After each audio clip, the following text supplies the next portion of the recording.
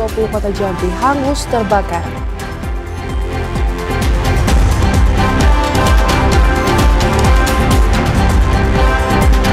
Untuk membangun fondasi generasi kuat dan sehat berprestasi, program MBG di Kota Jambi telah menyentuh 3.408 siswa.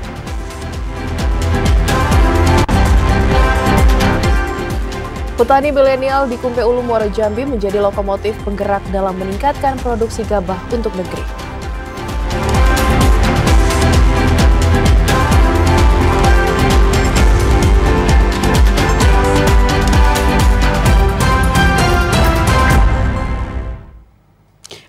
Assalamualaikum warahmatullahi wabarakatuh. Terima kasih Anda masih menyaksikan Jambi Hari Ini, edisi Rabu 10 September 2025. Selain 3 berita utama tadi, tim redaksi kami juga telah menyiapkan sejumlah informasi penting dan menarik lainnya untuk Anda. Bersama saya Rahmadani Putri dan saya Arsela Amalia, inilah Jambi Hari Ini selengkapnya.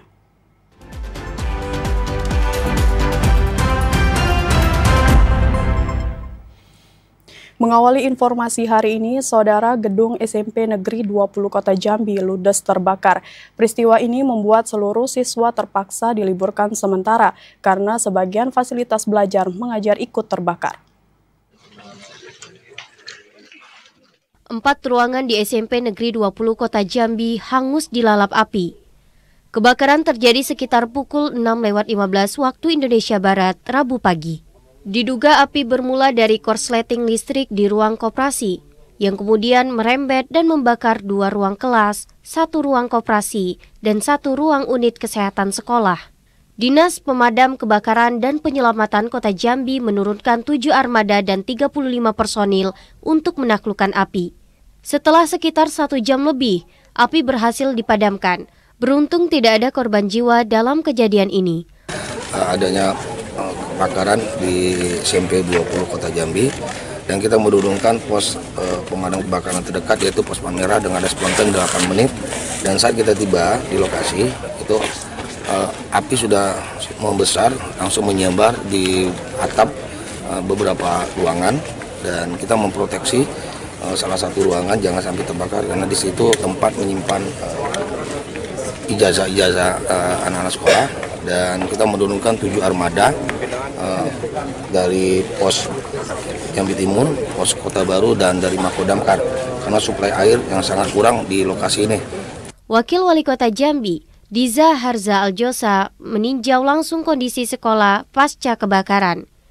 Ia menegaskan seluruh siswa diliburkan sementara karena fasilitas belajar mengajar sebagian besar rusak terbakar.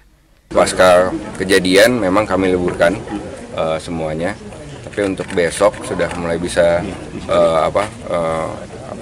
masuki proses aktif kembali lagi di belajar. Cuman nanti ruangannya akan kita arahkan ke perpustakaan, ruang labor, dan mungkin ada beberapa di masjid karena itu cukup banyak anaknya, mungkin ada sekitar 90 dari 3 kelas yang kena, ada 32 masing-masing ya. 32 anak di 1 kelas dikali 3. Jadi ya mungkin sekitar 96 orang. Dinas terkait saat ini masih melakukan perhitungan kerugian, sementara pemerintah Kota Jambi melalui Dinas Pekerjaan Umum dan Perumahan Rakyat merencanakan perbaikan dalam waktu dekat. Joko, TVRI Jambi, melaporkan. Beralih ke informasi lainnya, Saudara, siswa SMA Negeri 6 Kerinci menggelar aksi damai di depan sekolah. Mereka menuntut pencopotan kepala sekolah yang dinilai lalai dan jarang hadir. Beginilah aksi damai puluhan siswa kelas 12 SMA Negeri 6 Kerinci yang menuntut pergantian kepala sekolah. Mereka menilai kepemimpinan kepala sekolah Azwardi telah membuat sekolah yang dahulu berprestasi kini mengalami kemunduran. Para siswa mengaku selama 9 bulan menjabat, kepala sekolah jarang hadir dan tidak aktif dalam forum musyawarah kerja kepala sekolah Kabupaten Kerinci. Akibatnya, sekolah kerap tertinggal informasi terkait pendidikan. Puncak kekecewaan siswa terjadi saat 6 siswa berprestasi hampir gagal mengikuti Olimpiade Sains Nasional tingkat provinsi akibat kelalaian pihak sekolah. Jadi aksi kami ini adalah bentuk dari rasa keresahan kami dan kekecewaan kami terhadap kinerja beliau selama 9 bulan ini. Yang mana yang seperti yang kita ketahui bahwa ketika sebuah kapal tidak mempunyai nahkoda, maka pastinya penumpang akan kocar-kacir, dan itulah yang kami rasakan SMA Negeri 6 Kerinci saat ini rasakan. Komite sekolah telah mengirim surat resmi kepada Gubernur Jambi dan Dinas Pendidikan Provinsi untuk meminta pencopotan dan penggantian kepala sekolah. Sementara itu, polisi dan tenaga pendidik berjaga di lokasi untuk memastikan aksi siswa berjalan tertib dan kondusif. Harapan saya dalam aksi ini dalam keadaan aman, damai, itu harapan saya. Tidak ada yang anarkis. Hingga saat ini, kepala sekolah belum memberikan keterangan resmi terkait aksi tersebut. Siswa bersama orang tua kini menunggu tindakan tegas pemerintah Provinsi Jambi untuk mengembalikan mutu SMA Negeri 6 Kerinci. Ilwan, TVRI Jambi melaporkan. BPBD Kabupaten Sarolangun memanfaatkan teknologi aplikasi dan website wisata api untuk mendeteksi dini serta mengantisipasi kebakaran hutan dan lahan. Kebakaran hutan dan lahan merupakan bencana yang hampir setiap tahun terjadi dan selalu menimbulkan dampak kerugian. Kebiasaan pembukaan lahan dengan membakar masih menjadi penyebab dominan yang mengancam wilayah Sarolangun setiap musim kemarau. Untuk itu dibutuhkan respon cepat, keterpaduan informasi, dan kolaborasi kuat antar pemangku kepentingan. Upaya itu dikemas dalam konsep wisata edukasi agar masyarakat semakin sadar akan bahaya dan pencegahan kebakaran. Kepala Pelaksana BPBD Sarolangun, Solahuddin Nopri mengatakan, di pertengahan tahun 2025 pihaknya gencar melakukan sosialisasi website dan aplikasi wisata api. Inovasi ini mengusung pengembangan website informasi strategis tanggap api yang menyediakan data titik api, status penanganan, laporan masyarakat, hingga informasi cuaca serta fitur komunikasi antar pihak dalam penanggulangan karhutla. Website ini kita buat untuk memudahkan masyarakat menggunakan Android-nya melaporkan melalui website. Nanti petugas dengan adminnya menyampaikan petugas yang jaga untuk melaksanakan pemadaman. Website wisata api dirancang terbuka untuk umum. Melalui platform ini, deteksi dini dan respon cepat terhadap karhutla diharapkan semakin optimal, efisien, dan kolaboratif, sehingga dapat meningkatkan transparansi dan efektivitas penanganan bencana serta menjadi bagian dari transformasi digital dalam manajemen kebencanaan di daerah. Edi Kusnadi, TVRI Jambi melaporkan. Sementara itu, saudara, program makanan bergizi gratis di Kota Jambi telah menyentuh 3.408 siswa mulai jenjang TK hingga SMA. Di SD Negeri 66, program ini memberikan dampak positif bagi siswa. Program makanan bergizi gratis di Kota Jambi telah menyentuh 3.408 siswa, mulai jenjang TK hingga SMA. Penyebaran program ini didukung dengan tersedianya 62 satuan pelayanan penyediaan gizi SPPG yang beroperasi di sejumlah titik dalam wilayah Kota Jambi. Di SD Negeri 66 Kota Jambi, program MBG telah memberikan perubahan nyata terhadap semangat belajar siswa. Salah seorang siswa, Kailan Batrisia Wiratma, mengaku senang menerima program yang diinisiasi Presiden Prabowo Subianto ini. Sejak menerima program ini, Kailan Batrisia dan siswa-siswi lainnya lebih fokus dan konsentrasi dalam belajar. Iya, karena itu kadang kalau setelah saya belajar, kadang saya lapar. Di situ tepat sekali ada MBG, jadi setidaknya saya tidak terlalu pusing untuk belajar. Kepala Sekolah SD Negeri 66 Kota Jambi, Desi Susanti, mengatakan program MBG menjadi harapan bagi seluruh siswa-siswi. Program MBG bagaikan oase karena sangat membantu asupan gizi siswa-siswi. Sejak awal pelaksanaan MBG, berbagai perubahan dirasakan oleh seluruh siswa dan siswi. Selain kesehatan lebih terjaga, pelaksanaan MBG secara tak langsung juga berdampak terhadap tingkat kehadiran dan fokus siswa dalam belajar. Dari laporan guru-guru kelas ya, kita lihat anak-anak jauh lebih sehat sepertinya ya. Nampak dari laporan bahwa sangat jarang anak yang sakit sekarang. Nah, jadi menurut saya ada peningkatan dalam segi kesehatan maupun semangat belajarnya. Jadi anak-anak lebih semangat pergi sekolah karena mereka kadang-kadang menunggu gitu, menunggu kapan MBG gitu. Menunggu makanan apa lagi yang akan disajikan, ya seperti itu. Program MBG di Kota Jambi tak hanya sekedar memberikan hidangan, namun juga membangun fondasi generasi yang sehat, kuat, dan berprestasi. Dengan perluasan yang terus dilakukan, program MBG diharapkan dapat merata menjangkau seluruh sekolah di Kota Jambi. Alza Adli, TVRI Jambi melaporkan. Meski angka kasus penyakit mulut dan kuku di Kabupaten Bungo saat ini 0%, namun hewan ternak milik petani tetap harus divaksin. Meskipun tidak ditemukan kasus PMK baru, Dinas Peternakan dan Perikanan Bungo tetap mempersiapkan vaksinasi untuk hewan ternak. Hal ini dilakukan untuk memperpanjang kekebalan ternak, mengingat PMK masih berpotensi muncul kembali dan membutuhkan vaksinasi berulang. Kabid Kesehatan Hewan dan Kesehatan Masyarakat Veteriner di Snack Bungo, Togu Permadi Samosir mengatakan, dalam minggu ini pihaknya akan menerima 1.000 dosis vaksin PMK dari Dinas Peternakan Provinsi Jambi. Vaksinasi harus dilakukan secara berulang untuk mencapai kekebalan optimal, terutama di masa peralihan musim dari kemarau ke musim hujan saat ini. Togu juga mengapresiasi antusiasme petani yang semakin sadar akan pentingnya vaksinasi bagi ternak mereka. Peternakan dan Perikanan Kabupaten Bungo akan menerima bantuan vaksinasi PMK sebanyak 1.000 dosis untuk vaksin ulangan dan vaksin pertama. Ini akan diberikan di berbagai kecamatan, 17 kecamatan kabupaten kota melalui unit pelaksana teknis Puskeswan Kabupaten Bungo. Nanti akan disebarkan melalui petugas-petugas di lapangan. Untuk mencegah penyebaran PMK, Disnak Bungo juga memberikan edukasi kepada peternak melalui sejumlah langkah preventif. Di antaranya membersihkan kandang secara rutin, menyemprotkan disinfektan untuk membunuh virus dan bakteri, serta mengawasi peredaran hewan ternak yang masuk dari luar kabupaten. Dengan langkah strategis tersebut, Disnak Bungo optimis dapat menjaga wilayahnya bebas dari wabah PMK dan melindungi peternak dari potensi kerugian. Mukriandi, TVRI Jambi, melaporkan. Saudara, harga bahan pokok meningkat, pasar murah menjadi alternatif belanja untuk warga Kota Jambi. Selengkapnya akan kami hadirkan usai jeda, tetaplah bersama kami.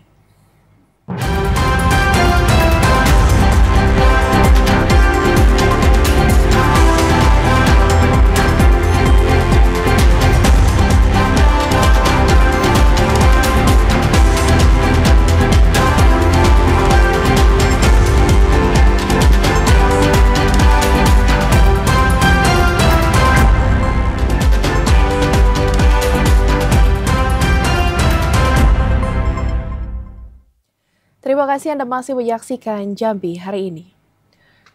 Saudara, diduga terlibat penyalahgunaan narkoba, 2 orang wanita di Tanjung Jabung Barat diamankan polisi. 1 di antaranya merupakan oknum ASN di Tanjung Jabung Barat. Beginilah detik-detik video amatir saat petugas kepolisian mengamankan 2 wanita terkait kasus penyalahgunaan narkoba di Tanjung Jabung Barat. Kedua wanita yang diduga terlibat penyalahgunaan narkoba ini berinisial ER dan YB. Paur Penum Bid Humas Polda Jambi, Ibda Maulana, membenarkan penangkapan tersebut. Dari 2 terduga pelaku, 1 diantaranya berinisial ER diduga merupakan oknum ASN di lingkup pemerintah Tanjung Jabung Barat.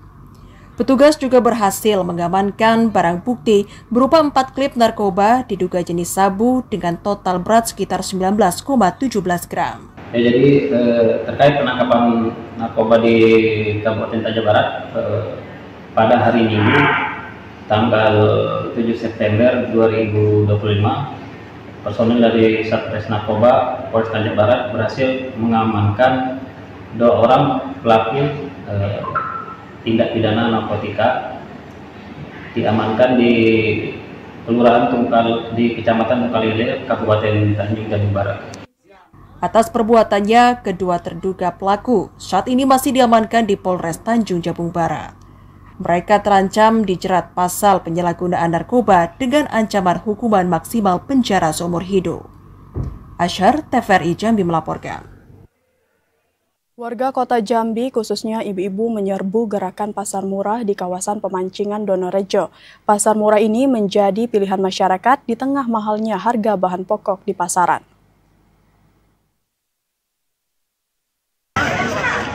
Pasar murah atau gerakan pangan murah menjadi alternatif warga, khususnya emak-emak, untuk mendapatkan kebutuhan pokok dengan harga murah. Pada gerakan pangan murah yang digelar di halaman pemancingan Donorejo, Kota Jambi ini, warga rela berdesak-desakan untuk mendapatkan bahan pangan dengan harga yang lebih murah dibanding harga pasaran. Selain cabai merah, minyak goreng dan beras juga menjadi bahan pangan yang banyak diburu warga. Warga mengaku gerakan pangan murah ini sangat membantu masyarakat dalam memenuhi kebutuhan sehari-hari. Tapi bagusan di sini apa dari pasar? Lebih murah ya? Lebih murah. Nah, kalau beras di sini berapa? Di sini 60. 60. Kalau yang di pasar? 62. 62. Berapa harga kok dibanding pasar? 60, sini 60. 60 ya. Kalau di pasar? Kalau di warung kita beli 62. 62 ya. Untuk kualitasnya sendiri gimana? Kualitasnya mana ya? Bagus atau ya lumayan lah. Selain menekan angka inflasi, gerakan pangan murah ini juga merupakan salah satu upaya pemerintah Kota Jambi untuk membantu masyarakat yang tengah menghadapi kenaikan harga sembako. Joko, TVRI Jambi, melaporkan.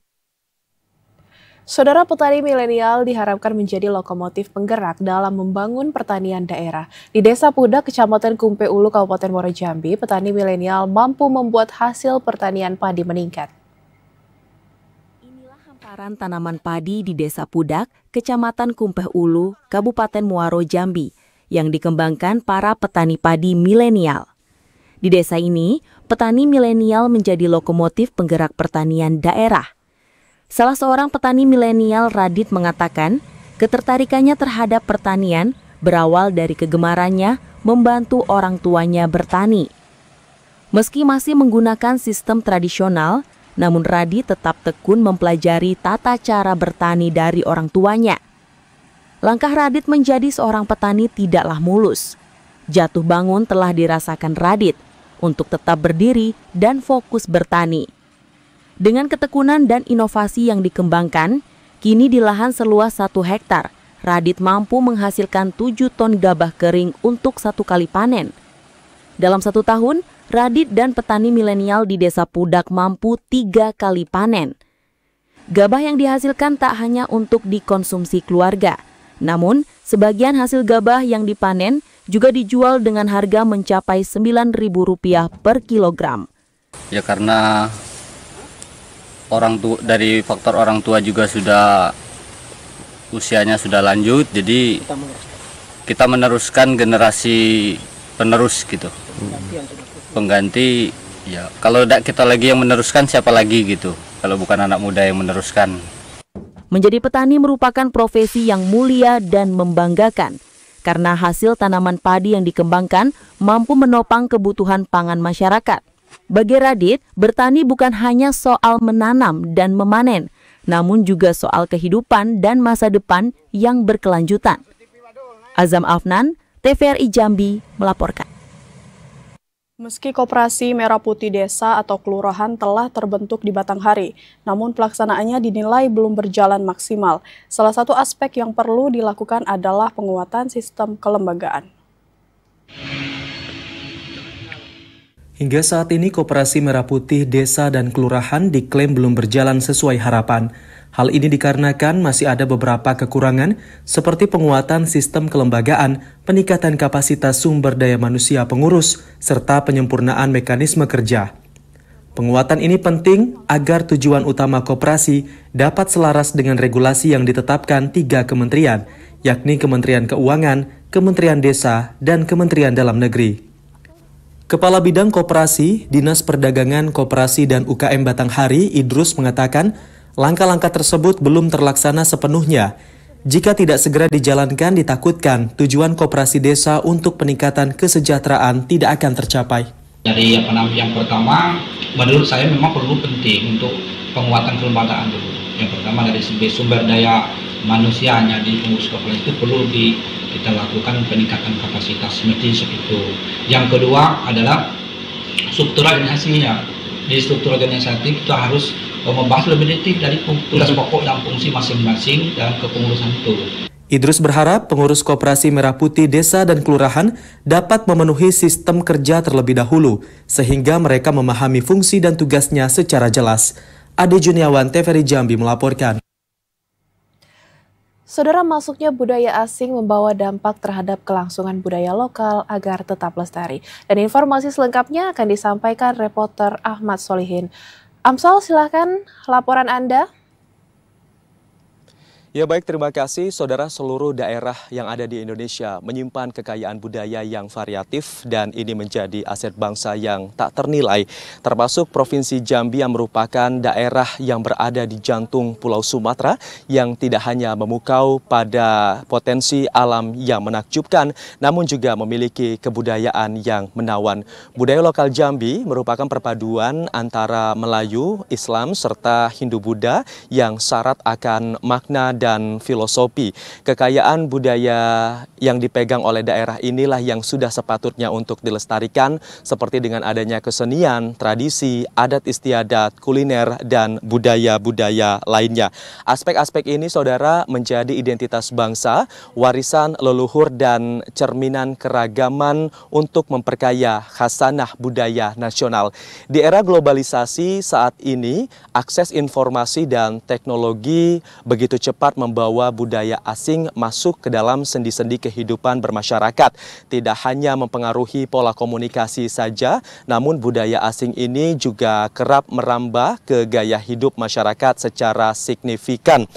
Meski globalisasi ini membawa manfaat saudara untuk dapat memperluas pengetahuan, wawasan dan juga meningkatkan kreativitas, namun tantangan terbesar yang harus dihadapi adalah bagaimana di tengah era globalisasi ini perkembangan budaya dapat terus tumbuh dan juga hidup di tengah masyarakat agar bisa selalu menjadi jati diri bangsa dan warisan nasional yang berharga.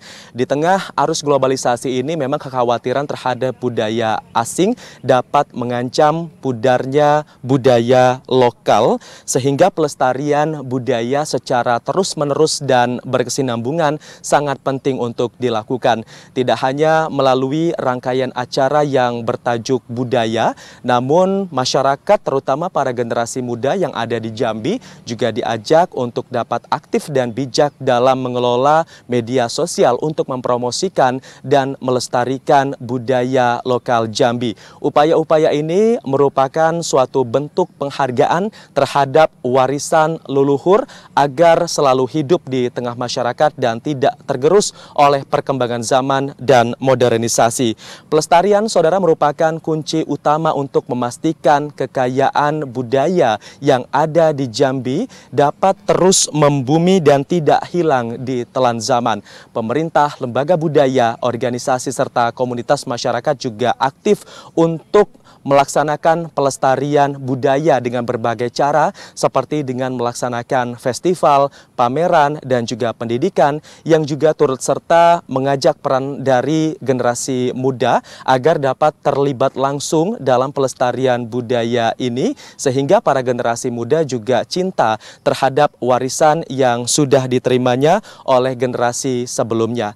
Pada tahun 2025, pemerintah Provinsi Jambi juga sudah mendapatkan sebanyak 12 sertifikat hak kekayaan intelektual atau HAKI dengan sejumlah karya yang tentunya ini juga bertajuk kebudayaan mulai dari lagu, tari, selanjutnya juga ada naskah drama dan sastra, buku, serta motif batik. Tidak hanya itu, Provinsi Jambi juga telah memiliki banyak sekali warisan budaya tak benda yang tentunya sudah memiliki sertifikat. Seperti di awal tahun kemarin telah diberikan sertifikat warisan budaya tak benda untuk budaya Sulam Benang Emas di Kota Jambi dan juga Lape Muaro Jambi serta sejumlah warisan budaya lainnya. Jika kita berbicara tentang kebudayaan saudara, memang banyak sekali hal penting yang harus diketahui oleh generasi muda agar budaya-budaya ini dapat terus membumi. Dengan mengenal, mencintai dan juga mempromosikan budaya tersebut, itu artinya kita juga dapat berkontribusi untuk menjaga warisan leluhur dan ini juga bisa menjadi daya tarik untuk bisa meningkatkan kunjungan wisatawan ke Provinsi Jambi.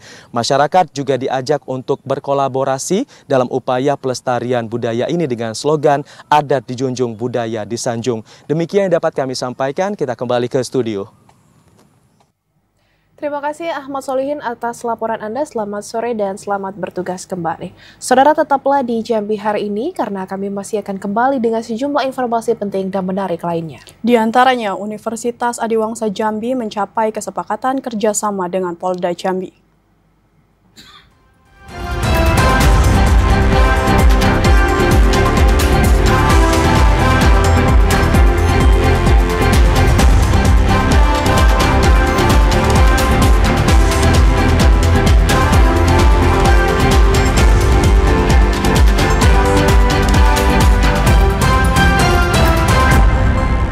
Masih bersama Jambi dalam segmen advertorial. Saudara, pemerintah Provinsi Jambi melantik 13 pejabat eselon 3 dan 4 yang sebelumnya dinonjobkan dari jabatannya. Namun satu orang pejabat menolak dilantik. Menindaklanjuti rekomendasi Badan Kepegawaian Negara, pemerintah Provinsi Jambi melantik sejumlah pejabat eselon 3 dan 4 di lingkup Pemprov Jambi yang sebelumnya dinonjobkan dari jabatannya. Pelantikan tersebut dilakukan oleh Sekretaris Daerah Provinsi Jambi, Sudirman, di Rumah Dinas Gubernur Jambi. Pelantikan ini merupakan bagian dari komitmen Pemprov terhadap adanya mekanisme dan prosedur pelantikan yang sebelumnya tidak sesuai dengan regulasi. Pemprov Jambi menjalankan rekomendasi untuk mengembalikan 13 orang pejabat eselon 3 dan 4 yang sebelumnya non-job ke jabatan setara. Namun, satu orang pejabat menolak untuk dilantik. Para pejabat tersebut dilantik bukan di jabatan lama, melainkan di posisi setara. Hal tersebut dikarenakan jabatan lama sudah diisi dan belum 2 tahun. Sekda memastikan pelantikan ini telah disesuaikan dengan rekomendasi BKN sebagai jawaban atas ketidaksesuaian regulasi dalam pelantikan sebelumnya. Ini bagian dari komitmen pemerintah Provinsi Jambi bahwa ada mekanisme dan prosedur yang tidak sesuai dengan regulasi. Kemudian kami menindaklanjuti yang bersangkutan dikembalikan pada posisi yang setara, tidak di jabatannya lama tapi posisi yang setara, mengingat perputarannya sudah cukup panjang ya. Ketika dia lepas dari situ ada yang isi, sementara untuk pergantian itu belum sampai 2 tahun ya, sehingga direkomendasikan oleh PKN juga menempatkan pada jabatan yang setara. Pemprov Jambi total melakukan pelantikan terhadap 23 orang pejabat eselon 3 dan 4. 17 orang menempati posisi struktural, sementara 6 orang sisanya menduduki jabatan fungsional. Randy Arta, TVRI Jambi melaporkan. Saudara, Universitas Adiwangsa Jambi melakukan perjanjian kerjasama MOU dengan Polda Jambi. Perjanjian kerjasama itu sebagai bentuk komitmen Universitas Adiwangsa Jambi dalam membantu meningkatkan kualitas SDM Polda Jambi. Universitas Adiwangsa Jambi mencapai kesepakatan kerjasama dengan Polda Jambi. Kerjasama itu tertuang dengan ditandatanganinya Perjanjian Kerjasama dan Nota Kesepahaman atau MOU. Kesepakatan ini merupakan komitmen Universitas Adiwangsa Jambi bersama Polda Jambi untuk menyelenggarakan pendidikan, penelitian, dan pengabdian masyarakat di bidang perguruan tinggi. Rektor Universitas Adiwangsa Jambi, Said Rizal, mengatakan, Polda Jambi dapat menjadi mitra aktif dalam berbagai kegiatan kampus, mulai dari kuliah umum, sosialisasi hukum, pembinaan mahasiswa, hingga program magang dan riset kolaboratif. Perjanjian kerjasama dan nota kesepahaman ini bertujuan untuk meningkatkan kualitas SDM Polda Jambi sehingga berkompeten dalam melayani masyarakat. Dari MOU ini kita bisa pasti tadi yang pertama sinergi dalam kolaborasi MOU ini sudah sign, pasti harapan kita ada peningkatan dari anggota Polri ini melanjutkan kuliah sehingga nanti di masa jabatan Bapak Kapolda Jambi ini sudah SDM-nya sudah meningkat dari awal mungkin berapa, sekarang sudah mungkin nanti naik menjadi banyak yang sudah tamatan sarjana atau magister begitu.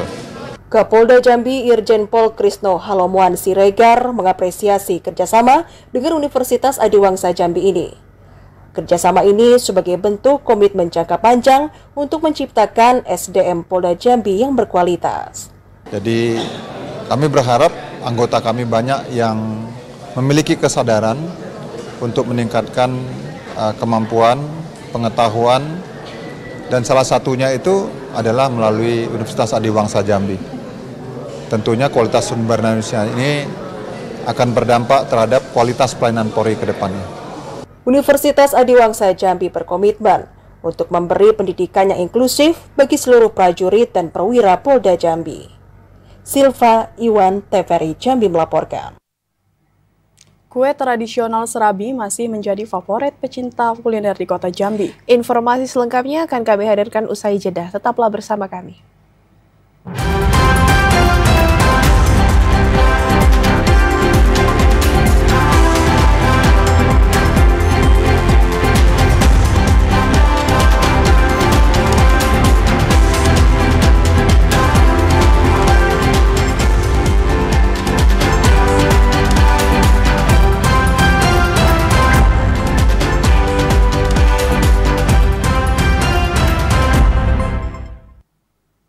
Anda masih bersama Jambi hari ini.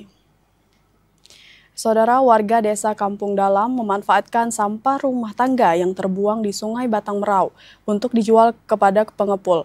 Kegiatan ini tak hanya melindungi lingkungan, namun juga memberi nilai ekonomi. Limbah sampah yang terbuang di Sungai Batang Merau, Kota Sungai Penuh, kini dimanfaatkan warga untuk menambah penghasilan sehari-hari. Seperti yang dilakukan Siswanto, warga desa Kampung Dalam Kecamatan Hamparan. Setiap hari ia mengumpulkan sampah rumah tangga seperti plastik dan botol bekas untuk dijual kepada pengepul. Alhasil, ia mendapatkan uang sekaligus ikut menjaga kebersihan lingkungan sekitar sungai. Sejak 2 tahun terakhir, Siswanto menekuni pekerjaan ini, mengingat kondisi Sungai Batang Merau yang memprihatinkan. Dalam sehari, ia mampu mengumpulkan 80 hingga 100 kg limbah plastik. Bahkan saat air sungai pasang, sampah yang terkumpul bisa mencapai 500 kg per hari.